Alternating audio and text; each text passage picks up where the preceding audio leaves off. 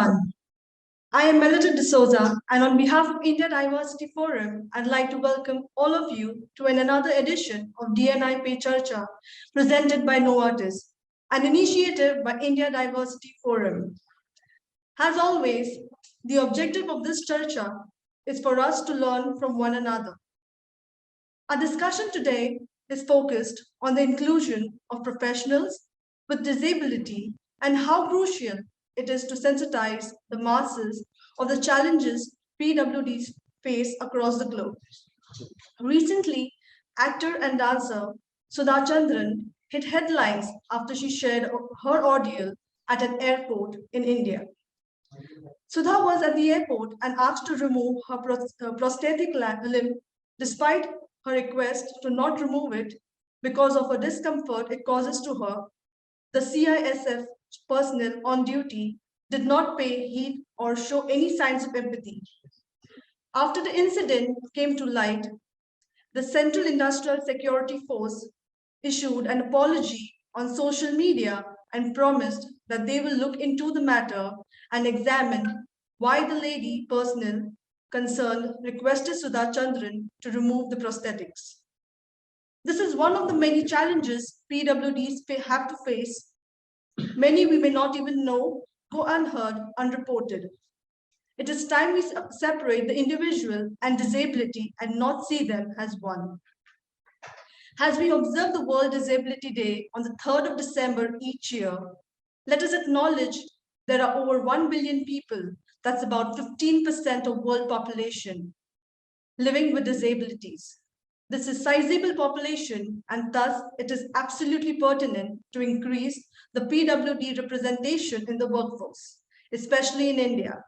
This is not possible without understanding their plight and sensitizing the masses of the struggles and challenges they undergo. In today's charcha, leading D&I experts will deliberate on how to create an inclusive environment for professionals with disabilities.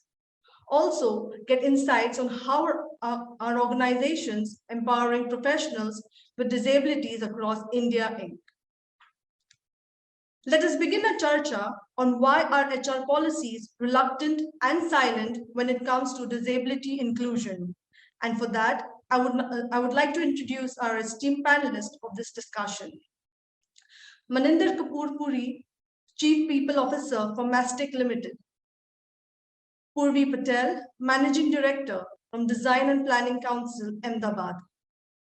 Nidhi Jain, Director HR and Corporate HR Leader, EY India.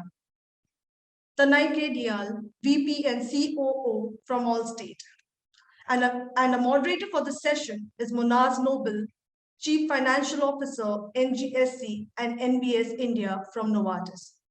Over to you, Monaz. Malika, as you mentioned, people with disability represents 15% of the world's population.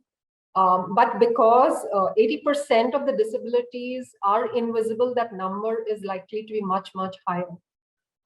Further compounded to that is that 80% of the disabilities are acquired between the ages of 16 to 64.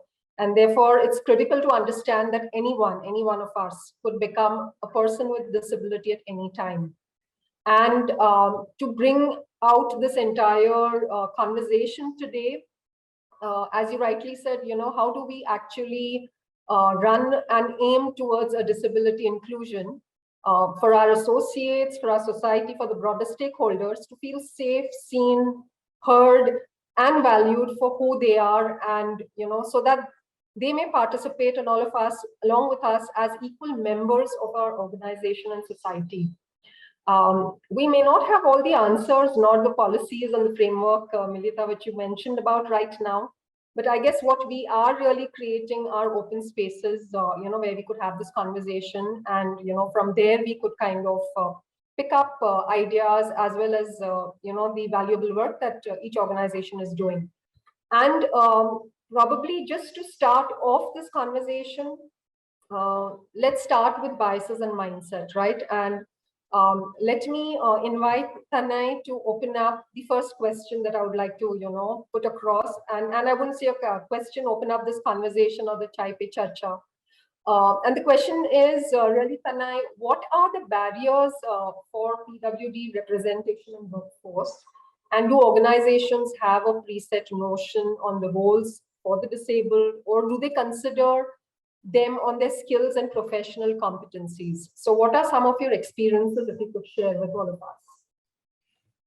Thank you, and good afternoon, good evening, and thank you, Monaz, for that question, and to IDF and for the rest of the panelists to be here and talking about it. Earlier in the month, definitely December 3rd, we all celebrated it, but it isn't just a day, and beyond that throughout the year in there. But before I start responding to your question, now I will say that the topic does make you think, and in my mind, I would have twisted the topic a bit more to say, well, what is that we really need to be doing, whether it is in terms of environment, whether it is in terms of policy or the ecosystem, to be further supportive in terms of the cause. And I'm hoping at the end of the conversation, we talk a bit more about that. You've talked about 15% or maybe higher than that in terms of the world population. And is that anywhere near to the workforce that we have? And visible, invisible, you've kind of touched on that in there as well.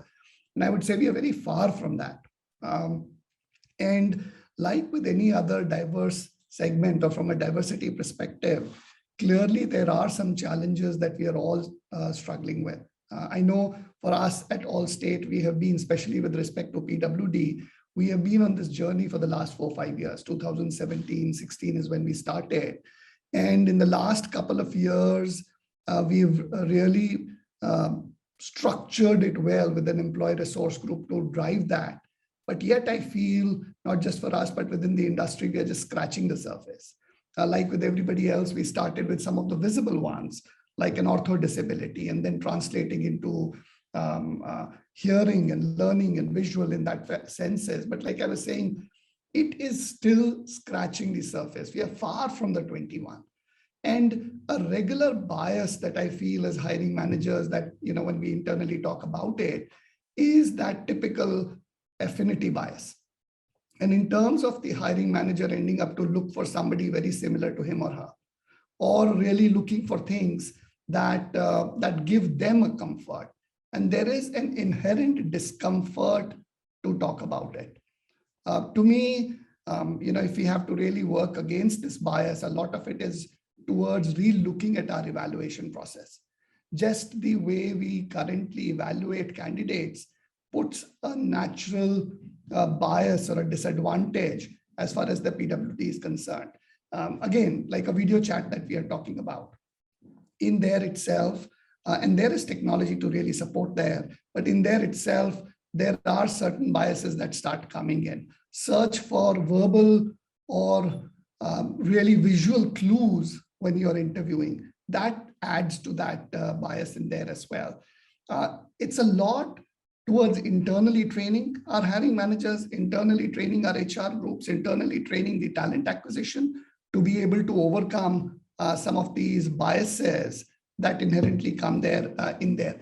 And we have been working quite actively with that ecosystem. And when I talk about ecosystem, those community groups, when I talk about the ecosystem, specific talent acquisition agencies that we work to affirmatively push forward in this direction. So long story short, I think some of it is in terms of the bias, in terms of the challenges, in terms of those mindsets that we are really working with, is within our own selves that we really need to be overcoming to take it forward and drive it in that direction. That's how I would put it. Great. And I guess that probably then, sets us thinking as to, do organizations have the right policies and framework to create awareness? Because I guess one of the way to kind of overcome, let's say, a mindset or an is to drive awareness. And for example, as you said, Allstate started a couple of 4 or 5 years ago. Similarly was with Novartis, where globally also we started off on this whole journey of having PWD as part of our D&I kind of agenda. However, I think the first step that we kind of recognized was to create awareness amongst all the associates, right? So, and that that awareness comes through ERGs, as you said, employee resource groups, through trainings. It also, to some extent, we felt comes through by storytelling and sharing individual experiences. So, of course, it's a whole host of journey, but I would really like to hear from all the panelists here in terms of what are some of those framework policies that individually, let's say, organizations are driving to create awareness around disability inclusion. And if I can make the first attempt, just in continuation, if that is fine. In my mind, when we start talking about the policies, I kind of classify them as hardware and software, and I'm kind of trying to put it in that form and shape. Quite instinctively, as we've started and as within the industry, we see the hardware side of it. So if it is related to physical infrastructure, if it is related to, and I know on the panel we have some in there, and maybe we'll be able to hear a little more in detail in there as well. But from Purvi, but there as well, so do we have the right physical infrastructure in place? Do we really have a way in which we can get the access sorted out? Do we really have the way people come into office are able to do their work? Is there policy in place? Is there infrastructure in place? I think on the hardware side, there's been a lot that has kind of gone in. On the software side, and where I mean the softer side of those policies, is where a lot more push still needs to be brought in. So some of the easy, low-hanging fruit ones, those I think have been sorted out in terms of the way we look at insurance, in terms of the way we look towards getting the technology solutions in place, in the way we really get it going. Yes, but I think there is an opportunity to be doing a lot more in there. But to me, not just the policy or the guideline, I think it is also internally the practices within the organization. And one is from a diversity and getting that piece into it, but the other is the inclusion part of it in there as well. And then if I'm really talking from an inclusion perspective, many of us work with the US geography, and we constantly talk about that, hey, if you want us to be included, get the meetings to happen in a time slot that's kind of supportive for both the geographies. And that's how you'd be able to get people in this geography included. It's no different if I talk from a PWD perspective as well. How do we provide that access? How do we rearrange ourselves to be helping get folks included in? To me, that is also equally important along with the policies. So I'll pause here.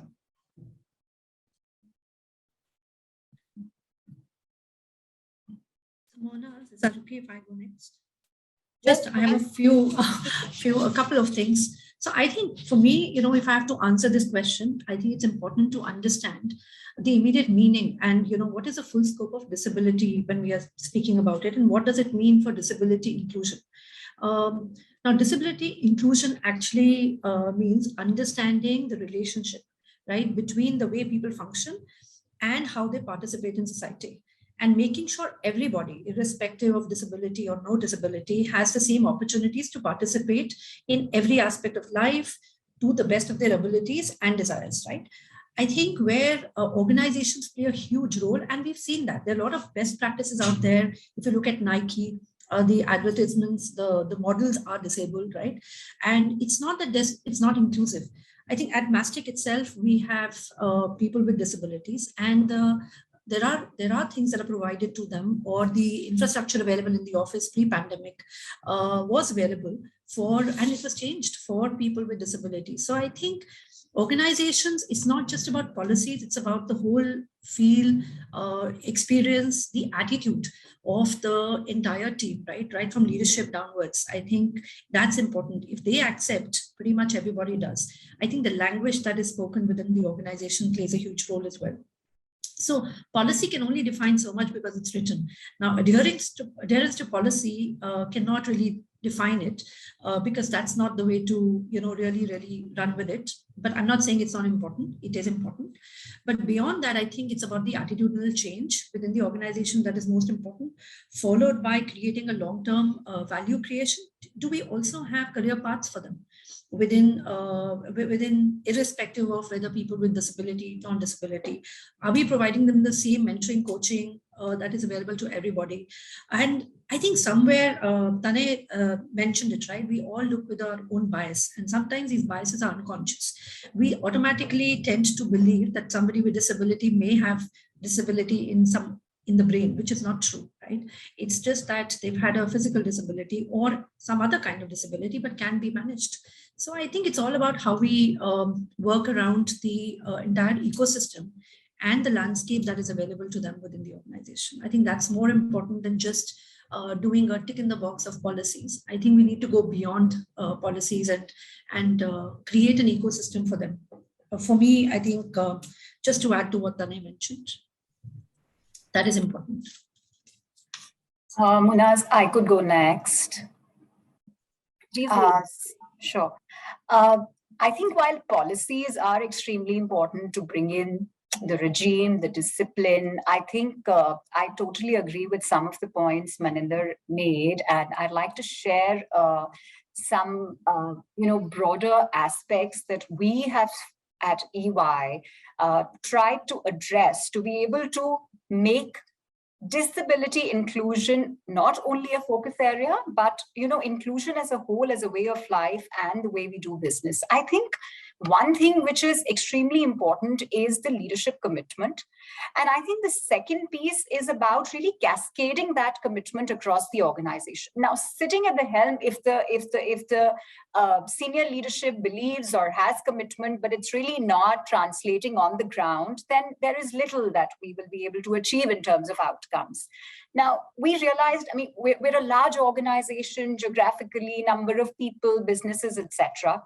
We set up a working group of partners in each location. Our partners are leaders in each location. So we set up this working group. And this set of partners was really responsible to sort of take the commitment from the senior leadership down to actual action on the ground, whether it was discussion with other partners to get in the right roles where we can actually get people with different abilities to come in, or it was really answering questions for people, or it was really bringing issues from the ground to the top, or from the ground to the central teams who could actually work on sort of addressing these issues. I think that went a long way in terms of really translating our commitment into action across locations, across offices, across businesses for us at EY. So I think that piece in terms of having a commitment and making that commitment very visible and making sure that it's actioned on the ground with the right set of people who will have the right set of influence opportunities and will have the platforms really to make that difference, or like I said, have the influence really to make that difference. I think the second piece, which Maninder, you pointed out, was about inclusive language, and I couldn't agree more. I think language can really bring in that exclusion or inclusion in the organization, because from times immemorial, that's the way we express ourselves, that's the way we talk to each other, that's the way we sort of communicate, share information. And sometimes and it's also wired into our systems that a lot of times when we don't consciously include, we subconsciously exclude. I think there has to be a conscious attempt to really bring in that inclusion. And an interesting thing that we did at EY was that we actually created something called an inclusive dictionary. Now, this dictionary actually has simple phrases to avoid or use, simple day-to-day language, words, etc., that people should avoid using or people should use more of consciously. to make sure that there are people around who will not feel excluded. So I think that was another thing that went a long way in, and the way we cascaded it was again through our leadership group, our partner group that was working on this, that is working on this. So I think these two things really made a huge difference. And yes, obviously, I think in the framework of the policies, which really make your commitment visible in the organization. I mean, I couldn't agree, more to this, Nidhi, and specifically talking about leaders, right? And leaders normally, when they make choices, they also kind of create the culture for an organization. And one of the thing is that globally, I think there are 500, influential global leaders of different organizations, of which Novartis is one of them, who joined together to create the valuable 500, right? And I think it's a very simple, powerful message, because if business is inclusive, society will be inclusive. And besides, business seeing it really important of being intentional about, inclusion, including, PWD as well. And it's not just good for the business, but I think it's also good in terms of the talent retention and attraction, because I think a lot of the Gen Z now are very, very emotive, and and I don't know about Tanay, you mentioned about ERGs. So we have one of the ERGs. So there are 3 ERGs of PWD across the world. One is in the US. I don't know where the other one is, but one is in India. And we do have a lot of young, committed, passionate Gen Zs who basically drive this whole thing. So I feel the messaging and the culture comes and emanates mainly from, the leaders. And of course, language, definitely. Language is, as they say, right? You could kill someone with words, right? So, I mean, and it transcends every human being to that extent. But no, I think great. Some of the things, run a common thread across for all of us. Let me maybe probably, come to you, Purvi, since Tanay alluded towards, having accessible workplaces. So what has been your experience in creating inclusive workplace, Purvi? Since this is a space that, you must be having a lot of experience and stories to tell us. Thank you, Monaz, and thank you everyone else. I will just try to introduce a little bit of perspective on this, that this whole idea of creating physical infrastructure that is also friendly to disabled people has 2 aspects. It started in Western countries, sort of after the wars, where a lot of young people who went and fought in the war got disabled, and that is when these countries really started implementing disability measures, fixes in the buildings. That is one. And we all have to remember that as far as the physical environment or buildings are concerned, we are all disabled for part or a major part of our lives, when we are young, when we are old, when we are injured, when we are pregnant, or we are unwell in some manner. So in buildings, when we are commissioning designers to help us, we have to remember that it is not how it looks, which is what gets discussed most of the time, but how it works. So this is what we have to say. And typically we have found that not a lot of money is required to do this in a building or outside the building. Sometimes only the knowledge is deficient and the focus of the leadership on that aspect. So if you employ somebody who has requisite knowledge, knows all the guidelines, all the standards which are required to implement a PWD friendly design, then it goes a long way. Then there is another aspect that organizations may take care of, and that is accessibility audit. So if you involve a disabled user, of course, I mean, we can use nicer words, but if you have a disabled user come and audit once the building is done, then whatever mistakes we have made earlier, before during the design stage and execution stage, we can fix them and rectify it, and therefore the environment will be much more friendly in terms of dignity, mobility and independence of not just disabled people, but it will be used by everyone on board more easily. Thanks. No, great. And I think since you spoke about accessibility in offices, one thought came to my mind is, given the pandemic, probably for the last year and a half, we've seen a lot of including us, right? Associates working from home or working from wherever, they are. And probably, Maninder, if you could share, what are maybe the challenges, and I would say current challenges, because still offices are not, back to where they were pre-pandemic. So what were some of the challenges, let's say, that, you picked up or your organization picked up? And of course, the world is not going to be the same as we come back working together. It's going to be a hybrid model. So there again, what would be those different challenges? And probably, we could again do a round, discussion, go around with all the panelists here. It will be really great to get insights. Sure. Thanks, Monaz, for the question. So for me, I think for persons with disabilities, I think the pandemic and frequent lockdowns that have happened in the last year and a half have come with diverse challenges, right?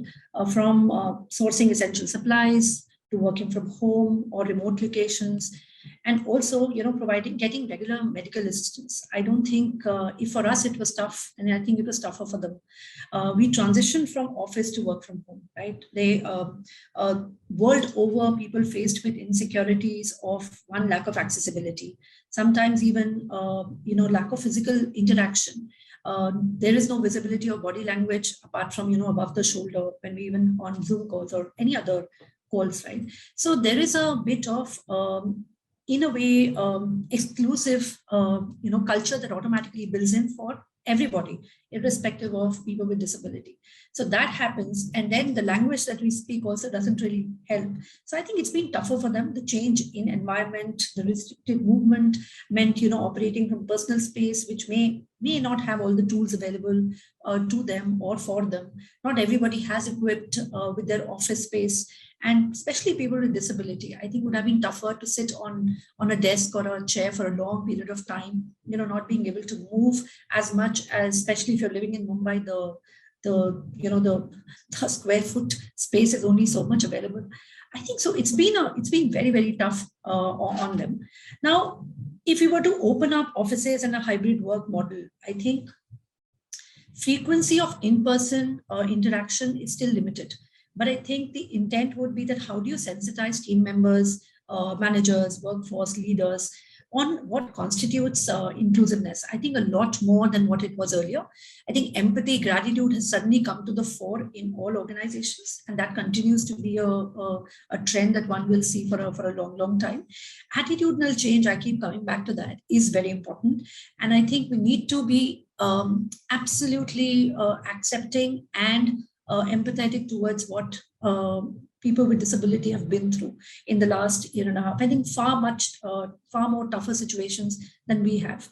And also and when we talked about language, there was very interesting thing, that Nidhi mentioned, and even you, in a way, talked about it.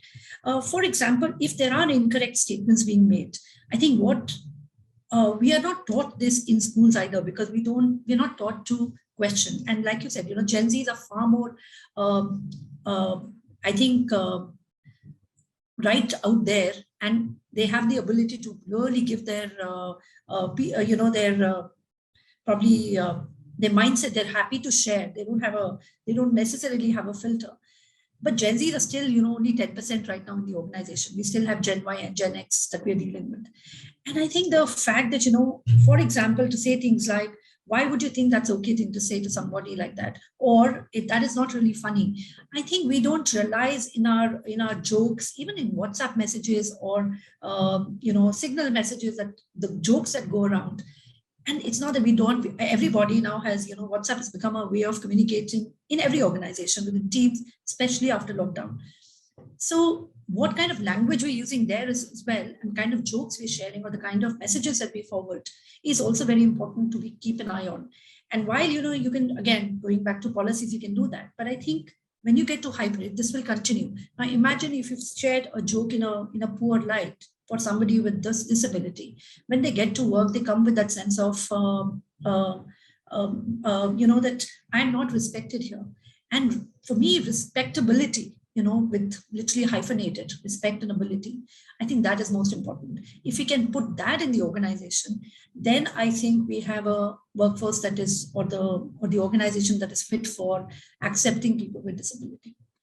So for me, of course, the other bit is the whole infrastructure design, and now with 6 feet apart and all of that, hopefully it should only help us in that sense. I think we'll also need to create far more provisions than we've always had. And while I know we're talking about mostly about physical disability, but I think pandemic has also brought in a lot of mental disability. And we need to acknowledge that people are going through depressions. There are people who've lost their loved ones in the last 2 years. They have been through a very, very tough time. I mean, there are families who have been wiped out and, that we've heard of.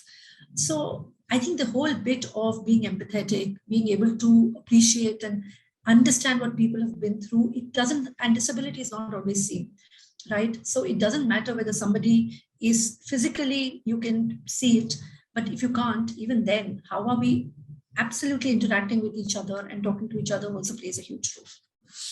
So that is what, and I think the whole bit about, everybody is working on wellness of physical, mental, emotional, and all of that. And that continues to be I think will continue to be the order of the day. But I think it'll be all encompassing. It can't be just, fixing the infrastructure and saying I've done enough. So I think everybody, and fortunately for us, I think in our organization, because, the leaders have been very, very supportive, we've managed to do a lot of things already. We're sprucing up our offices, changing them completely. As we speak, we are looking to, we already have wellness programs of 6 different kinds. There are apps available for Mastek. As a matter of fact, we've extended them to 2 other family members, that counseling is available to them, because we've realized that it's not about just physical disability. I think there's a lot more that people are dealing with, either sense of loss, sense of loneliness, and so many other. And I think we'll have to also acknowledge that that has not yet come to India as much, while we do talk about just a simple bit of depression. But I think there's a lot more of, ADHD and all of that, which we've not yet acknowledged in this country as of now. And now I think organizations are waking up to the fact that we need to acknowledge and we need to look at a workplace that is far more inclusive for everybody, irrespective of physical or mental disability. Yeah, and Maninder, if I can just pick up on the last one where you talked about wellness and counseling, being provided by organizations. I think earlier on, even though there were counseling, provisions there, I guess, including maybe, us as well, were a little inhibited in terms of either speaking up, taking those kind of facilities that were there. But what pandemic has really kind of taught is, it's okay, you could kind of reach out, and it somehow has kind of worked as a social fiber for the organizations. So there's been a lot more talking about it, a lot more storytelling, sharing experiences, and I think that's what's kind of helped, a lot of us to kind of come up front and, deal with these kind of pressures and kind of, activities. I just add one more thing, Monaz. So we have people with hearing disability, right, in our organization. So what we've actually done within teams that they work in, we've taken them to a sign language training. So leaders have been through a sign language training. So the intent is, look, if and Nidhi mentioned it wonderfully, that, if you're not seen to be doing it, or it's not visible, it's not out there, then people don't necessarily know that I'm being included.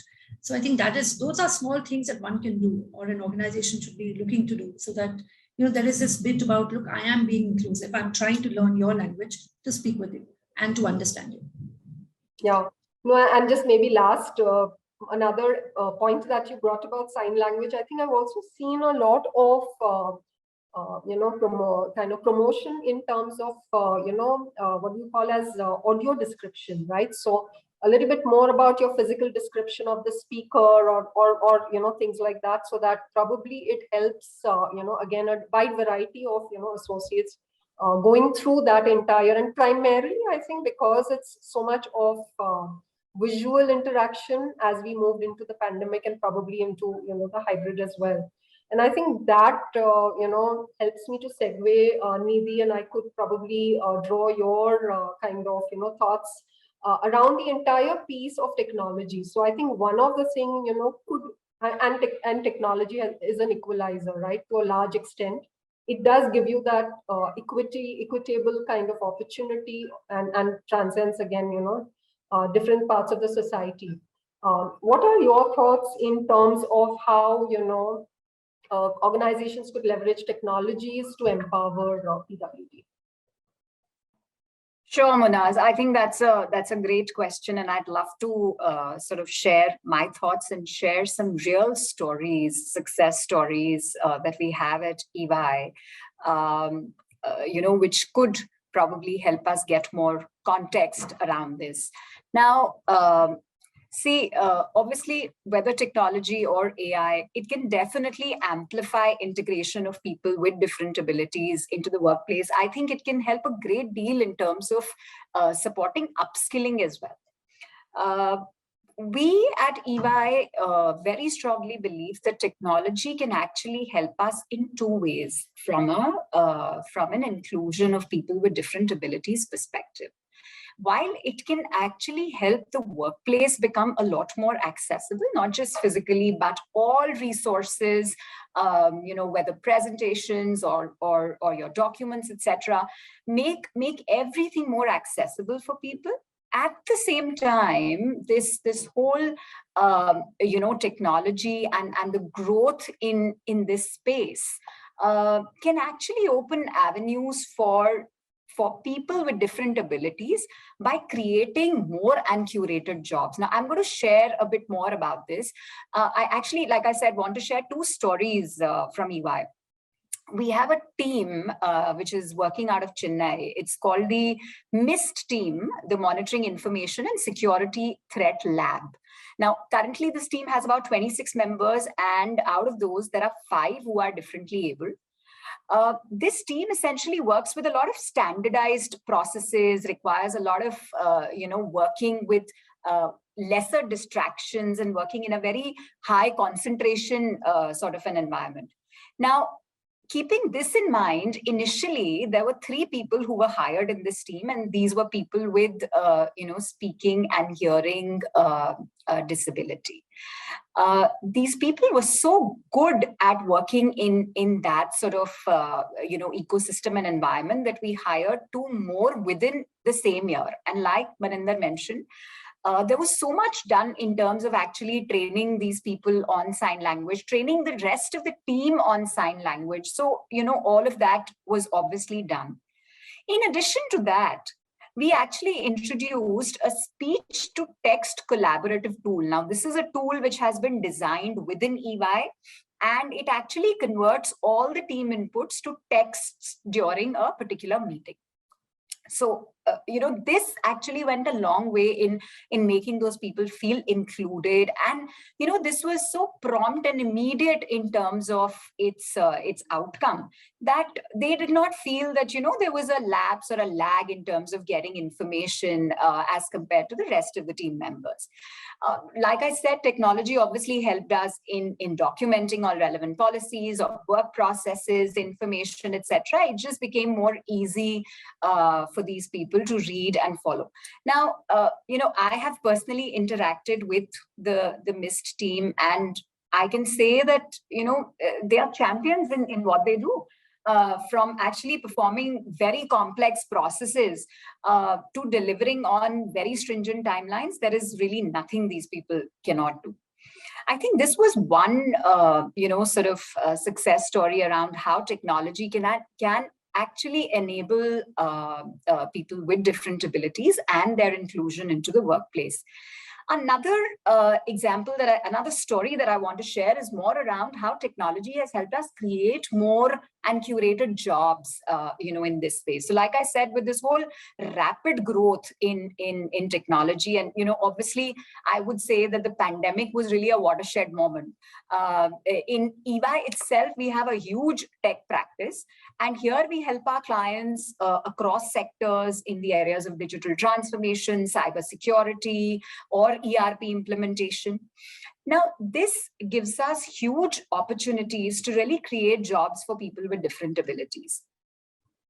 Particularly in the growing business opportunities for cybersecurity, we were actually looking at hiring people who are obviously from a technology perspective, very inclined to technology, detail oriented, people who have very strong skills in analytics, math, pattern recognition, or for that matter, information processing. So we were actually looking for people like these. And then we actually shortlisted 13 people where in these roles, we actually saw, I would say, a clear role for people with neurodiverse abilities. You know, they were on the spectrum of autism.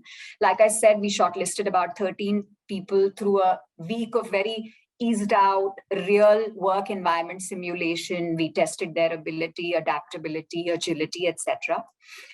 And you know, that's how we actually onboarded our first set of neurodiverse candidates in the cybersecurity practice in December 2020. And you know, it's been going absolutely great with this first batch of neurodiverse hires. We are actually looking at replicating this experience in other tech roles as well. You know, I would say that yes, this is also a proud moment for us, because EY India was actually amongst the first few EY regions to actually get neurodiverse candidates to work in roles in technology. So I think technology really works in both ways, in terms of, like I said, creating a very enabling environment, and at the same time, a huge opportunity to look at roles for people with different abilities. Oh, great. Thanks so much, Nidhi. Lots of stories, and very interesting indeed. And as you were talking about this, you know, one thing that came to my mind was, you know, at least at Novartis, another thing that you're using AI is to mitigate the bias in the process design. So there's this thought in terms of, you know, that when we actually design processes, because, you know, people are looking at similar kind of outlook, have a similar kind of a mindset, a lot of times the data set used creates a bias in the process. And how do you kind of, you know, remove that or mitigate that? So as I mentioned, in Novartis, we are building user experience to persona creation that will, you know, will be a key. And so that it becomes important that we create, you know, inclusive process design, remove the unconscious bias building into the process itself. Because sometimes we may not really be aware that the processes are so the way that we normally look at things, and not really kind of be inclusive across a wide spectrum of, you know, our associates who are using those processes. So I just thought that's another angle I would like to, you know, bring forth here. Any more insights from anyone round the panel? Then we could move, you know, to a next thought that I have. Okay. So I can see, and you know, we've had a rich conversation around, you know, various, you know, facets of this whole conversation. And I do see that companies and organizations are looking to change and, you know, looking to adapt, right?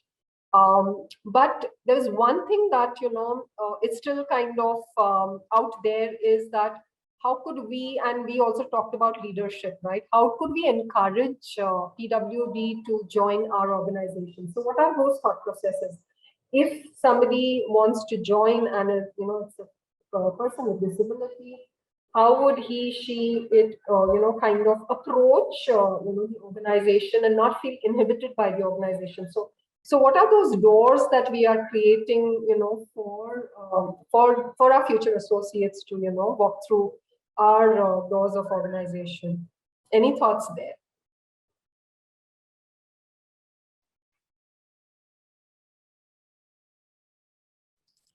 If I can go, this is not exactly an answer to what you are asking, but the aspect that when we are looking for professionals, we are actually looking at universities, and before that at schools.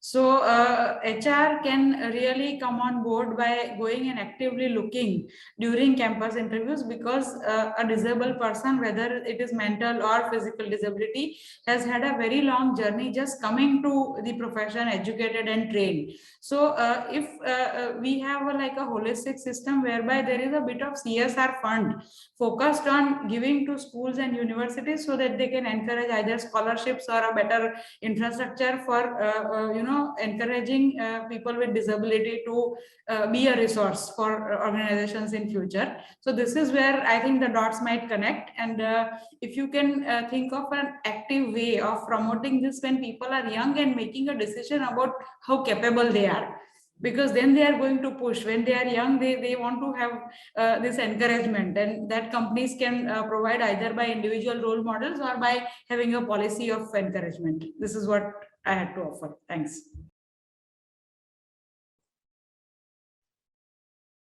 Tanay, I can see. No, I would say even sessions like this is a good place to start in there as well. Just the participation for multiple companies to come in and talk about how they are actively working in this space is equally endearing across the various segments to be able to look towards them. So I would say absolutely any start is a good enough start. Internally, I will say, and I'll speak from an Allstate perspective, I think for us, the journey has also been to first and over the last many years, internally work with our existing set of people to help them understand and be able to appreciate of what is out there in the market. I know in the last few months, with the war for talent that is on, everybody is scrambling wherever there is a need to be doing in every form and shape. But specifically, if we are talking about diversity, and in this case, if we are talking about PWD, it is to be being clearly aware that it is a business imperative. It is to be clearly aware that it needs to be led from the front, from a leadership perspective. I think Nidhi was talking about how the business leaders, and I think she was talking about partners, and how at that group level, there has been an engagement. You spoke about it to say even at a global level, how companies have got together to be able to drive that. I know for us as well, and globally for Allstate in there, especially from a PWD perspective, we have driven that agenda and publicly been acknowledged, whether it is as the top 20 in the Fortune 500, which is nothing but a message out there to say, yes, we are investing in this direction. But at the end of the day, this is really to talk about it, but it really is in terms of acknowledging every human being. And as those individuals come into the organization, as we look towards hiring in that direction, how we do right from the first point of contact through the process to onboarding and within the organization, that really makes the story even more real in there as well. And I would also talk about having ambassadors in that direction. And when I talk about having ambassadors in that direction, in that journey, if we look across the other diversity angles in there, I think some of them have been led for a period of time. There are enough role models that we can think about. But within the space, knowing that there are visible and invisible in there, how do we create more of those ambassadors and role models will be an equally important thing. And I think that's where we need to be investing.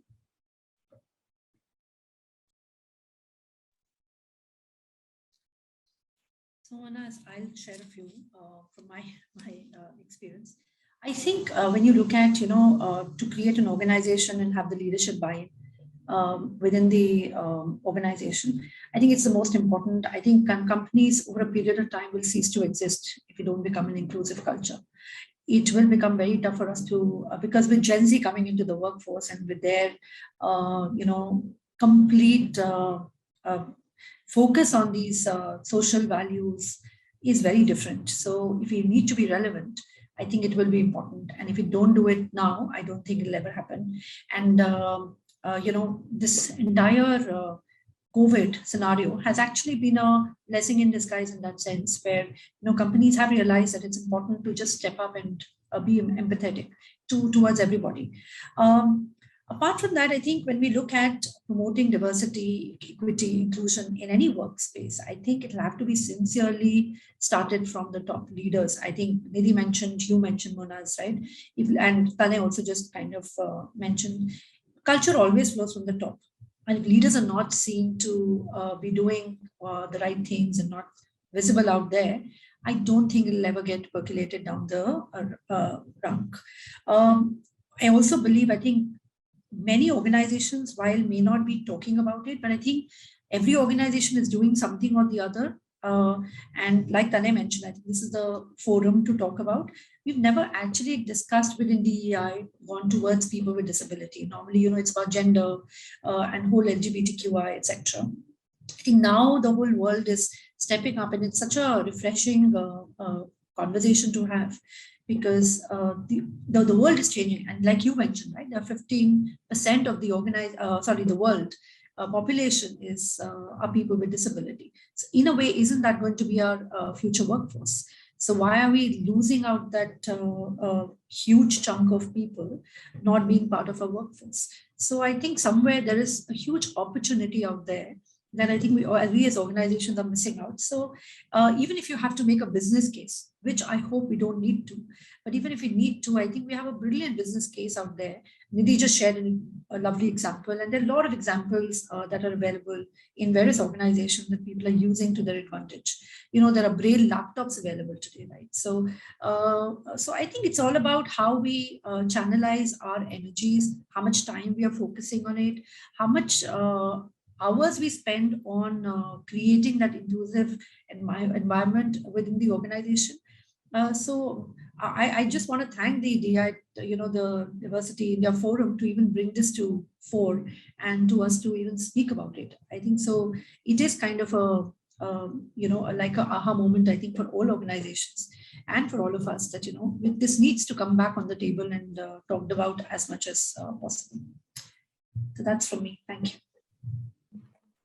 I could quickly go next, Monaz, and I think I cannot agree with more with some of the points that Tanay and Maninder made, and that's exactly what we have done at EY. And I can share with a lot of pride and confidence that is what has worked as well. I think two broad things. One, showcasing role models. I think that goes a long way in terms of giving people the confidence that, if they with a certain different ability or a disability have been able to follow their career ambitions and are at the top today. So when I say role models, while it's great to share role models across levels, I think it'll be great if we can bring forward certain leaders who are role models for people to really see that, this organization or this workplace will not, your growth and your advancement is not going to get compromised on just because of a certain different ability. And I think adding to that, I think what is extremely important, and I don't know, I think it will take a while before, corporate India really, I think, takes cognizance of that. Let me say that we've taken cognizance of this, but I think we need to bring this into action. We need to make sure that when we are hiring people with different abilities, we are not looking at support roles. We are not looking at, roles which have just been created, as not mainstream roles for certain people in the organization. I think what is very critical is to make sure that they are part of running your business as any other individual is. And when you make them mainstream, when you get them into mainstream roles, they follow the same career path and they have the same opportunities for growth and development. I think you've done your job. You have created that workplace. And I will just go back to my story on the neurodiverse candidates that we hired for the cybersecurity practice. They are in client-facing roles. They are in mainstream roles, and that just gave a lot of other groups the confidence. It was a success story, and at the same time, I think mainstream roles, really that combination gave people a lot of comfort and confidence there. So I think these would be my 2 cents in how we can go out there and make our commitment visible, and therefore have more and more people with different abilities wanting to join us. Absolutely. And I guess if I could just quickly summarize, there are these for 5 secret ingredients, for the source. One is, of course, leaders. Leadership, basically driving, walking the talk. Language, again, very important. It's very integral to us as human beings. Technology and AI for sure is an enabler. Workplaces, again, and I loved the way, Purvi, you mentioned it, that you're right. Sometimes, you may be kind of the person with disability because you have either an ACL tear and you never know when that kind of attacks you, right? Or you kind of end up there. So I thought it was really beautiful that each one of us, those offices are for each one of us, not really from any other distinction purpose. I also liked what Tanay mentioned about ambassadors and role models. So, and I think Nidhi also, you also alluded to the same thing, that, successful stories at the same time role models who kind of, made it out there and are kind of really, the role models that we could showcase. So I guess these are probably the 6 pillars, if I may say, to take it forward. And again, just one more statistics. I don't know about India, but globally, I believe 90% of the companies who do have D&I as an agenda, only 4% of part of that is actually, the mind share is towards PWD. So I really don't know from an India perspective specific, but what I really find heartening is that in whatever way that each one of you all explained and shared your stories, there's a very common theme and a common thread and a common awareness, right? So I really feel from here, we could only build stronger together to kind of, take this through. I do see a question. So Ruark has put up a question from the audience. Let me, and I'll read out the question, and probably whoever feels, you want to go first can go first. The question is, what do you perceive will be the landscape for PWD in the next 5 years? And I think by landscape, they mean in terms of either percentage representation in workforce or leaders, basically who are from the PWD community. Invitation is open, if anybody wants to start the conversation. I could go, Monaz.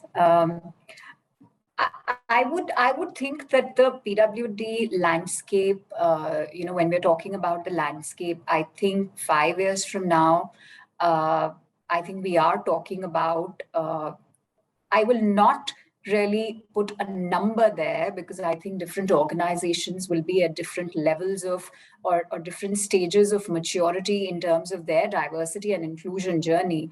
But I think it's very clear that the focus that came on gender, say 10, 12, 15 years back, that focus is clearly there on people with different abilities in organizations today. I think we clearly understand there is a business case. It's really not just only the right thing to do, but also a business imperative. You cannot, sort of not take or ignore that huge talent that's available out there. I think we will be working on making conscious efforts to really bring people with different abilities into the workforce today. But I think within 5 years from now, I think it will and it has to start working on an auto mode where, those conscious efforts have been made. That intentional inclusion has happened in terms of having the right policies, the right commitment, and the right ecosystem for people to really be able to perform at the same level. So I think that's how the PWD landscape should change for the better in the next 5 years. And then if I could add to Nidhi in there as well, gender is one that we have all as an industry been working over the last many years. And I think we still have to go a lot of distance in there as well. And most of the time it gets spoken about in terms of the percentage participation. So if the question is, and there as well, we haven't still reached, and there are multiple ways to look towards that landscape in there. So will we get to that 15 or 20% from a PWD? If that's the only measure, I wouldn't really progress on that path. And just out of this conversation, at least two of those things that I would walk away and say if that on the landscape. Purvi spoke about, and I know when we speak about PWD, there's always that question in terms of what's the right term to use. The one that has stuck with me always has been that all of us are temporarily abled. And I think that is a key part to it, that awareness across the industry, if that's there, to me, that's the landscape I'm talking about. And then the other, and just over the last few days, specifically on the trans woman piece of it, Saisha Shende's name has been out there. And in a similar sense, after Tare Zameen Pe, which is a movie, when Abhishek Bachchan said, well, I'm also dyslexic in there, to me, those are kind of things that need to start getting included in our day-to-day conversation and being aware to say, yes, it is possible. I know for us, the ERG group is called ABLE, and I find that very powerful. It's really talking about without limitations and expectation. And I think that's really the direction in terms of the landscape in my mind.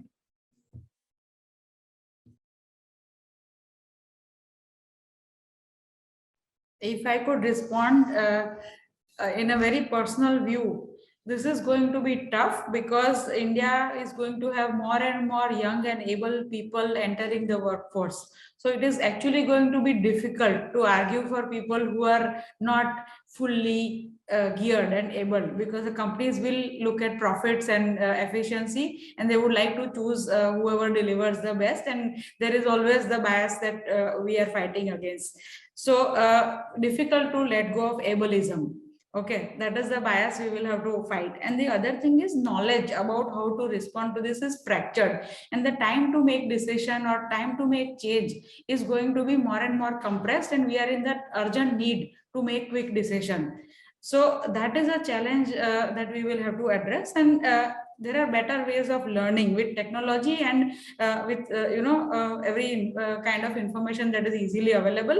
So for professionals who make decisions, if we start walking the talk, in 5 years things will become better, but it's going to be more pressure and more difficult. This is how I see it. Thanks. Yeah, I do want to bring in one point, Monaz, here, and what I see and what I'm seeing, at least in the UK part of the business of us. A lot of clients are walking into the social value space, right? And there is an expectation that you will have people with disability at certain percentage. That's an expectation before even awarding us the business. So I think a lot of change will happen. I'm not that pessimistic about it. I'm talking about the first question here. I think it'll be far better than where we are today. We've started on this journey. I have a feeling it'll change quite a bit because now, because of this Gen Z coming in and the whole social value coming to the fore, I think organizations will need to step up, even if they don't want to, even if there's no business case or profitability is there, but they will have to build in terms of what happened to what Tanay mentioned, right? To gender. That kind of, yes, we will have roadblocks. Yes, we will go through hoops to get there, like we are doing with women or with other genders. But I think it is going to be it is going to be a talk of the of boardroom conversations now around people with disability. I think there'll be a lot more focus. This is my view. No, absolutely. And what I hear everyone saying is that, from here, I think build strength on strength. And, this is an agenda which is going to be very pertinent for all of us as businesses, as individuals. And so definitely a space, where we would have many more conversations to, build this. And I also feel it's great to have these kind of conversations because that also creates awareness across, across the society as well. There's one last question, and I think then we could just close the panel discussion because we already shot 5 minutes over the thing. That was around role models for PWD. And if I could just quickly share that, one of the role model I really find is this lady called Caroline Cassie, who's the one who's the founder behind Value 500. It will be great, if people could Google and read about her, how she grew up with, with a disability, but she converted it into her kind of strength. And of course, there would be many more, examples and stories we could share from our individual organizations as well. But given the paucity of time, I think I will, reluctantly end our conversation here. Thank you so much, to the entire panel for sharing all your, views and thoughts without any inhibition. And thank you to India Diversity Forum and to Melitha as well. I'll hand it over to you, Melitha, if you have anything else to say here. Yes. Thank you, Monaz. Okay, that was an extremely informative session for all of us. Well, at this time, I'm reminded of a beautiful yet provocative quote that Helen Keller made. Alone we can do so little, together we can do so much. And I'm absolutely certain that our IDF members, as well as the other D&I leaders who joined us today, have benefited from this charcha. I want to express my gratitude to our panelists for their insightful thoughts and comments and for that engaging conversation. I'd like to thank our audience for joining in on the conversation and taking your time out of your busy schedule. In the next edition of D&I Pe Charcha, presented by Novartis, we will have more D&I experts deliberate the many facets of diversity, equity, and inclusion. Once again, thank you for your time and have a wonderful evening.